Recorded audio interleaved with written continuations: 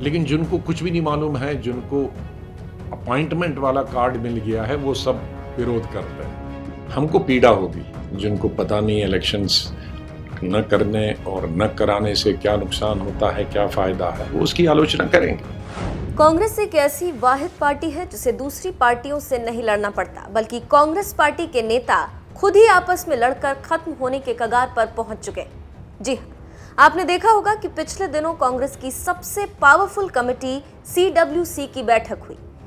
इस वर्चुअल बैठक में कांग्रेस के सभी नेता एक दूसरे पर अपनी भड़ास निकालते नजर आए, जबकि बैठक इसलिए बुलाई गई थी कि कांग्रेस को एक नया नेतृत्व मिले, क्योंकि सोनिया गांधी की तबीयत ठीक नहीं रहती, इसीलिए पार्टी को चलाने के लिए एक नए नेता का चुनाव करना था। लेकिन बैठक में वो काम तो नहीं हो सका, बल्कि पूरे देश की जनता के सामने कांग्रेस की सारी कलह बाहर आ गई और सभी नेता आपस में तू मैं करते नजर आए और एक दूसरे पर आरोप लगाते रहे। CWC की बैठक को आपसी विवाद का अखाड़ा बना दिया और कांग्रेस पार्टी दो फाड़ हो गई। एक वो लोग जो आरोप लगा रहे थे और एक वो जिन पर आरोप लगे। इस पूरी बैठक में जिन लोगों पर निशाना साधा गया वो थे गुलाम नबी आजाद, कपिल सिब्बल, मनीष तिवारी, शशि थरूर, और जिन लोगों ने निशाना साधा वो थे राहुल गांधी, अहमद पटेल, KC वेणुगोपाल। अब वही लड़ाई सड़क पर आ गई। उसी तूतू मैमे को आगे बढ़ाते हुए कांग्रेस के वरिष्ठ नेता गुलाम नबी आजाद ने बड़ा हमला किया। पहले आप गुलाम नबी आजाद को सुनिए। हम ये कह रहे हैं कि 23 साल से इलेक्शन नहीं है।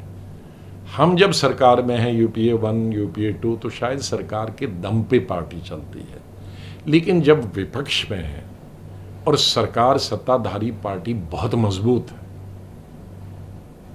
उनके पास पावर भी है, सेंटर में है, स्टेट में है, उनके पास संगठन भी मजबूत है, एक संगठन ही 40-45 संगठन है, उनके पास संख्या भी है, उन्होंने वोट बेस भी बहुत बढ़ाया है। तो अगर मेरी पार्टी को 50 साल विपक्ष में बैठना है तो कोई इलेक्शन की जरूरत नहीं है।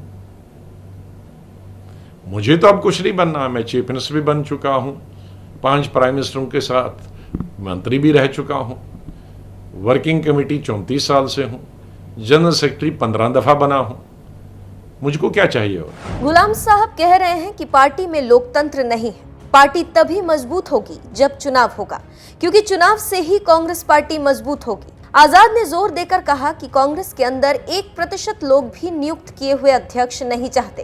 तो आप समझ सकते हैं कि कांग्रेस में क्या चल रहा है और हर नेता अपने दूसरे साथी को दुश्मन मानकर हमला कर रहा है।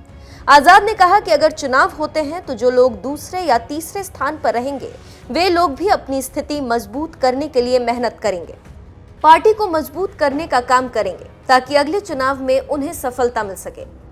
चुनाव पार्टी की नींव को मजबूत करती है। आजाद ने कहा कि राज्यों में प्रदेश अध्यक्षों की नियुक्ति भी बड़े नेताओं की पैरवी से होती है। जो पदाधिकारी या जो वर्किंग कमेटी मेंबर या जो प्रेसिडेंट PCC या ब्लॉक डिस्ट्रिक्ट हमारे प्रपोजल की निंदा करते हैं, उनको मालूम है कि वो इलेक्शन में कहीं नहीं आएंगे। ये समझ लीजिए ये विरोध क्यों हो रहा है।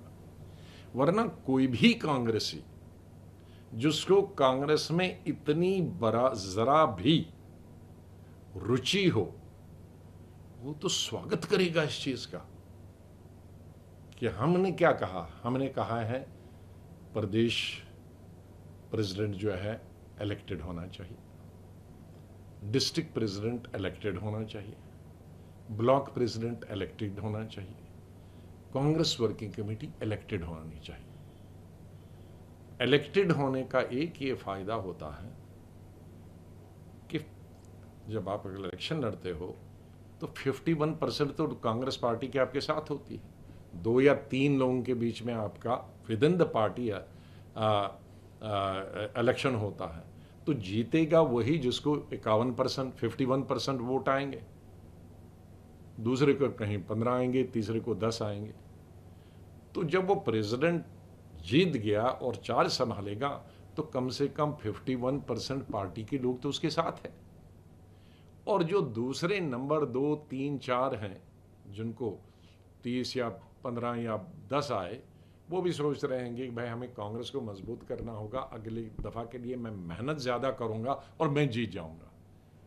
तो उससे क्या होती है, एक तो 51 वाला आपको प्रेसिडेंट मिल गया, और जिसको 20 मिले, 10 मिले, 15 मिले, वो भी आपके साथ, उसने कहा मैं। लेकिन अभी जो प्रेसिडेंट बनता है उसके साथ 1% भी नहीं होता है, क्योंकि वो तो किसी को भी हमने उठा के, जो दिल्ली आता जाता है उसको उठा के हमने बना दिया प्रेसिडेंट है।